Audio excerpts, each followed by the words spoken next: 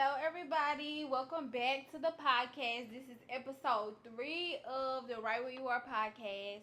And I'm so thankful. Once again, I'm so thankful that you all are here, that you all decided to join me. And like I always say, this is not about Tia. It's not about Tia. It's about God. What is God saying through Tia? How is God using Tia as a vessel? And I have some stuff that I want to catch you all up on. So, once again, thank you, and we're gonna get right to it. So, today I'm going to be talking about Matthew. I'm going to be reading from Matthew 7, verses 1 through 5, and then also Matthew 18, verses 15 through 20. So, I'm going to talk about how did this come about? I did a fast. I was going through some stuff and I just needed like a cleanse. I needed my spirit to be filled. I felt like I had a weekend where I was just eating junk food. I was being lazy, and at 6 o'clock on a Sunday night, I was just like, it was really 5:50, 5:55, something like that. And then I called it. I said, you know what? I'm going on a 3-day water fast because I do not like it. This weekend was just so ugh. I need to cleanse myself. So I went on a 3-day water fast. And like I don't know. So I went on a 3-day water fast. And from that fast, God revealed some things to me. I faced I did face some challenges. But he revealed some things to me in order, and I felt so much better after. I felt cleansed after. I felt more in tune with God after. And something back to how did I get to that point, right? So how did I get to Matthew? So Monday, it was the first day of my fast, right? Monday was the first day of my fast, and I went to Mondays. I go to Bible study 6 p.m. after work. Work was work. First day of the fast, we ran that morning. I was tired. I had a headache, and I wasn't even tired. I was exhausted. So I went to, where did I go? So I was going to Bible study. So it's two ways you can get out the gate. So, well, you can get off post. So one of the gates was blocked off, and that's the gate that's like easier to get to the church that I go to, and it's like a less of a drive. And then the other way is passing my apartment complex. And when I say I was exhausted, I was exhausted. I even turned into my apartment complex. But on my way to church going the other way, on my way going to church the other way, the road was blocked off. And I was like, that road was blocked off for a reason. Let me go to church. So I pulled from out of my apartment complex, went to church, and I took a small little nap in the parking lot. And after that, I was good. So church was so good. Mind you, I haven't been in a while. I haven't been to my church in a while because I've been on the move. I really just been on the move, or I was really being avoidant. Like I wasn't going to church because I didn't want to feel judged. And then I was just kind of going through my own personal thing, isolating myself, red flag. I should have known. So yeah, isolating myself. That's what I was doing. But I was like, look, God put me in this church. When I first got to the church, when I first moved here, where I am now, one of the main things about me finding a church was I need this church to speak doctrine. Like I need this church to come straight from the Bible. And that church, it did it for me. The community is lovely. I love the community. And this um this Bible study in particular that we were going over is from the book of James.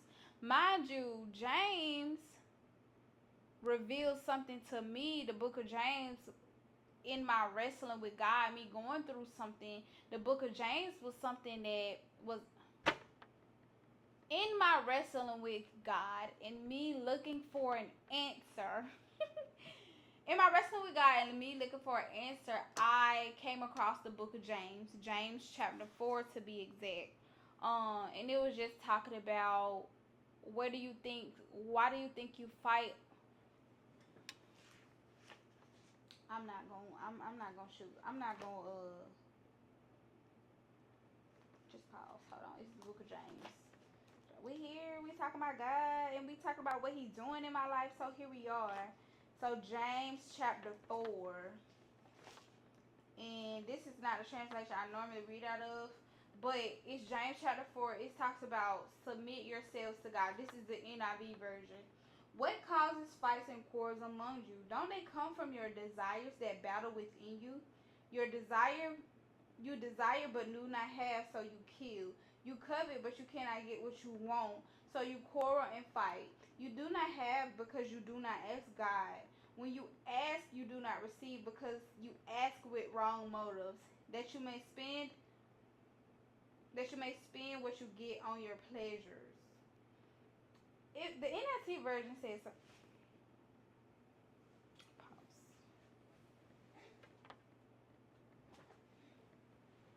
Let's read the NLT version because I told y'all I'm an NLT girly, and the NLT version just it hit different. So let me go back. Basically, I was wrestling with myself, wrestling with the decision that I made, that I was in the process of making, and I finally just surrendered to God because He revealed it to me. Like, look, you fighting with yourself because of the evil desires within you. Like, and it was basically saying like you can't be friends with the world and you can't be friends with God. But let me read to you exactly what it says. It says, "What is causing the quarrels and fights among you? Don't they come from the evil desires at war within you? You want what you don't have, so you scheme and kill to get it. You are jealous of what others have, but you can't get it, so you fight and wage war to take it away from them. Yet, you don't have what you want because you don't ask God for it. And even when you ask, you don't get it because your motives are all wrong. You want only what will give you pleasure." He was talking to me. "You adulterers, don't you realize that the friendship with the world makes you an enemy of God? I say it again. If you want to be a friend of the world, you make yourself an enemy of God. Do you think the scriptures have no meaning? They say that God is passionate, that the spirit he has placed within us should be faithful to him, and he gives grace generously, as the scriptures say. God opposes the proud, but gives grace to the humble. So humble yourselves before God, resist the devil, and he will flee from you. Come close to God, and God will come close to you. Wash your hands, you sinners. Purify your hearts, for your loyalty is divided between God and the world. Let there be tears for what you have done. Let there be sorrow and deep grief. Let there be sadness instead of laughter and gloom instead of joy. Humble yourselves before the Lord, and he will lift you up in honor." Cry like a baby. Boo hoo, cry like a baby, because he even told me, because I was wrestling with a decision about staying where I was or moving on. And basically in this he was like, you wrestling with yourself because you you want both and you can't have both. You want to be in the world, but you're not called to be in the world. You have to follow me. So I was wrestling with myself because I'm trying to live two different lives, and he hasn't called me to that. So, and he was like, let there be tears for what you have done. Let there be sorrow and deep grief. So he giving me permission to cry about and grieve what I'm going through. Let there be sadness instead of laughter, and gloom instead of joy. Humble yourselves before the Lord, and he will lift you up in honor.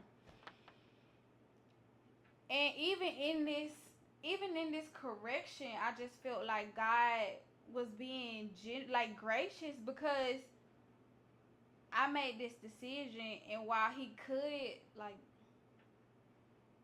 discipline me for it, which in a way which he has, but he was still like, I'm giving you permission to grieve. It's okay, but now you have to come to me, and you have to do what's right, and you have to be obedient. So that's how God is. He he's so loving, and he's so caring, and he disciplines me because he loves me. And I just feel so blessed and honored to be able to experience that, because it's the correction that I need. It's the path that I need to be on. It's love. That is love. Correction is love. But anyways, y'all, all of place. But anyways, so back. So funny enough, in the Bible study, we in the book of James. That was something in James that I dealt with, or that I was wrestling with God with, and this was like at the end of July, and I get to the Bible study, which is now September, and I, finally made my decision, and we were talking about Matthew chapter. Reading from the book of James. We were talking about Matthew chapter 18 verses 15 through 20, and then Matthew 7 1 through 5. Now this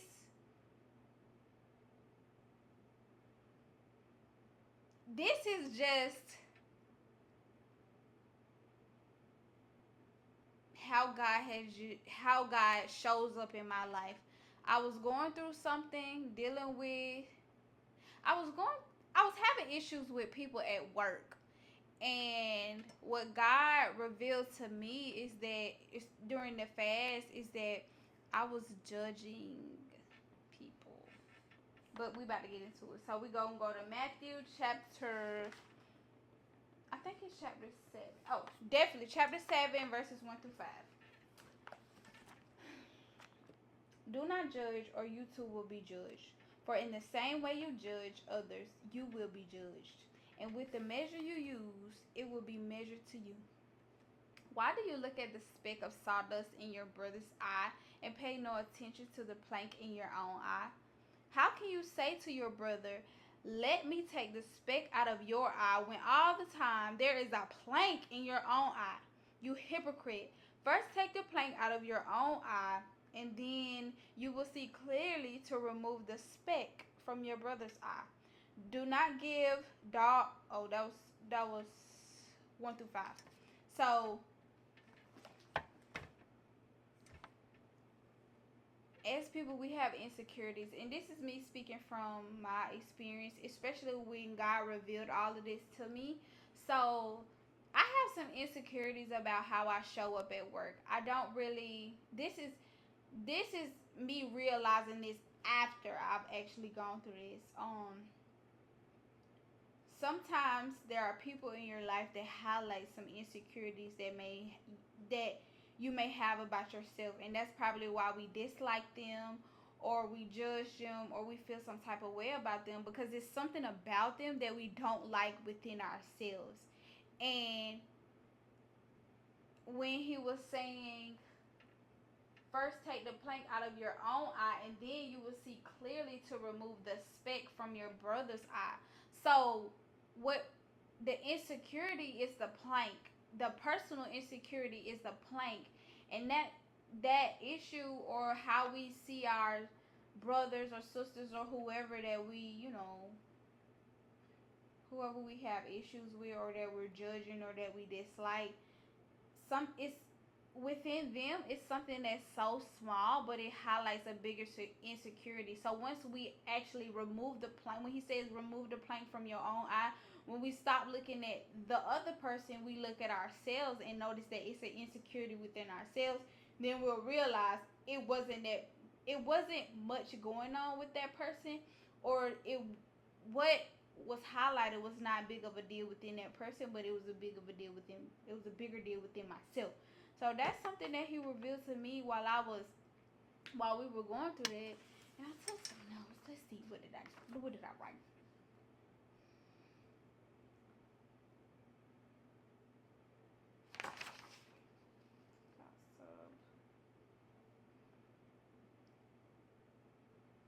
Mm-hmm. Yeah.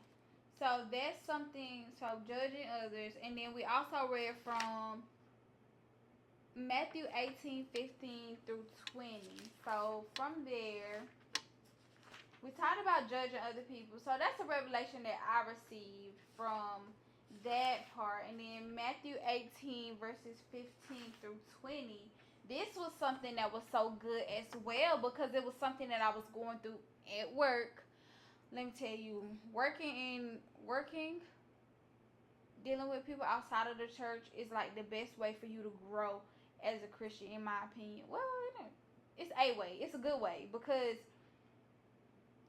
you're really able to test and see who you are. Am I really showing up as Christ?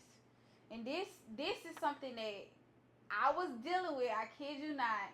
And this was why these two scriptures were highlighted for me because this is something that I was going through. That's why that road was blocked off because I needed this word because I didn't know how to handle conflict properly and I did it and I didn't realize that the issues that I see within other people is actually like issues that I have within myself, insecurities that are within myself.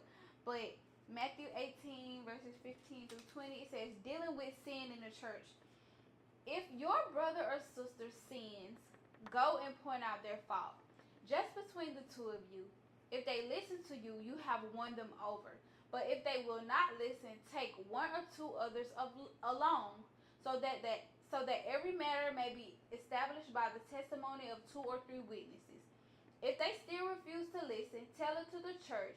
And if they refuse to listen, even to the church, treat them as you would a pagan or a tax collector. Truly I tell you, whatever you bind on earth will be bound in heaven, and whatever you loose on earth will be loosed in heaven.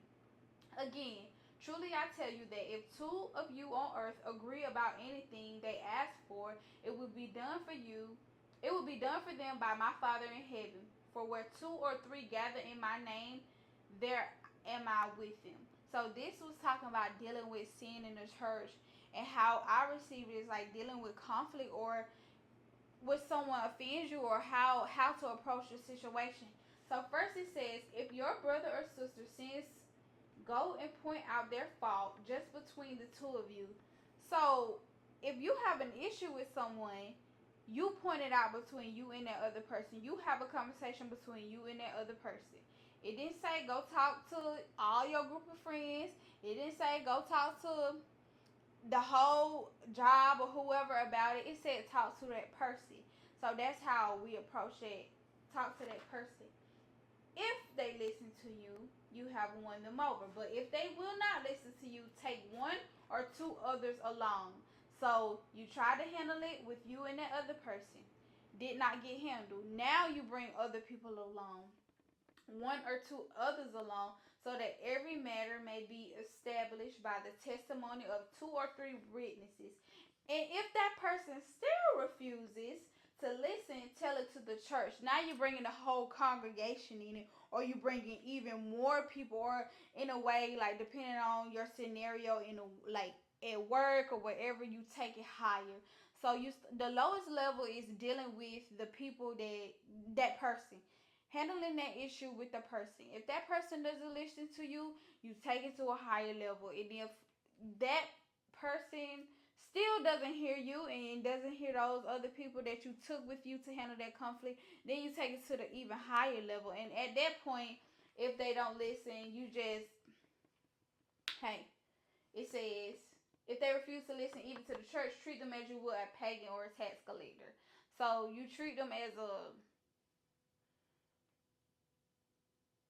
I don't know, basically just not wash your hands with them, but hey, we don't operate the same, we don't agree, and we just gonna put you off to the side. That's how I see it, but it's levels to it. And how before, how I was handling the conflict was I was talking to multiple people about it, talking to my closer work friends about it, or whoever, my close friends about it, and then going to that person. But no, that's not how the Bible says handle it. So it really, and what's even crazier is I was dealing with a conflict with this one person, and it was bothering me a lot. Like it was really getting underneath my skin. And I prayed about it, and my answer was go talk to that person and bring other people with you because there are more people than just me having this issue. So maybe one, it was supposed to be the person that I had the issue with, another person who was having similar issues, in myself. So I was like, hey, that's how we should approach the situation. I even talked to that person that morning about it, but I didn't do it. And something ended up happening to where my emotions got the best of me. Let's just say that my emotions got the best of me and the conflict was not resolved. And I had to go back the next day and forgive. Well, I had to go back the next day and apologize. One, I had to repent because I responded, and then I had to go back and apologize for the way I reacted in the situation. But God, God told me what to do prior to that, and then I didn't listen. I was on my way to church, and the road was blocked. If That's how I knew it was something at church for me. Now, just imagine if I would have just went home, went to sleep. I wouldn't have got this word, and I wouldn't have known how to handle this situation, or I wouldn't have handled it properly, as like the Bible talks about. And then on top of that, the insecurities that I'm dealing with, the judging other people, and it's really nothing wrong. I ain't gonna say it's nothing wrong with the people, but the issues that I'm having with them have more to deal with me than it does the other person. So these, I'm in a so it was important that I went to church. I'm in the process of taking off things that no longer serve the person has who God has called me to be. My attitudes, my outlook on life, like everything is being ripped away, stripped away. Like I'm going through this process, and I'm thankful for this process. Now, God is funny. So the whole purpose of me doing the podcast was to talk about like right where you are, so like we can discuss. My initial plan for the podcast was like go through some of my old journals, talk through my experience, and eventually maybe I'll get there. But we were gonna talk about those, and then maybe it's something that you're going through. But God said right where you are. He looking back at me, right where you are. This is my life. This is what I'm going through, and I'm just thankful that I have the opportunity to share this with you all, because it just shows you that you're not alone in this walk. I always know you're not alone in this walk. It's a scripture that says that like um the sins that you deal with or the stuff that you go through is common to man or something like that. I put it in notes. The sins that you deal with is common to man, so it's just like you're not the only one going through these.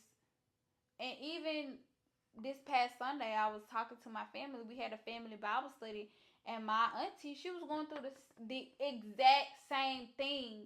It's not a coincidence. It's just to remind you, like, look, you're not the only one. So I encourage you to reach out, talk to some people, talk to some of your close friends and your church people.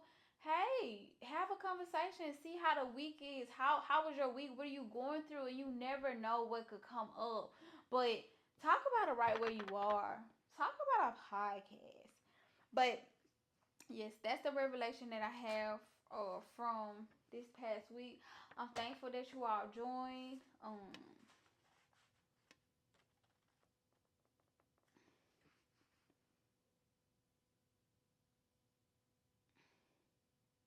I just pray that God continues to use this podcast for your edification, my growing, my pruning. Um,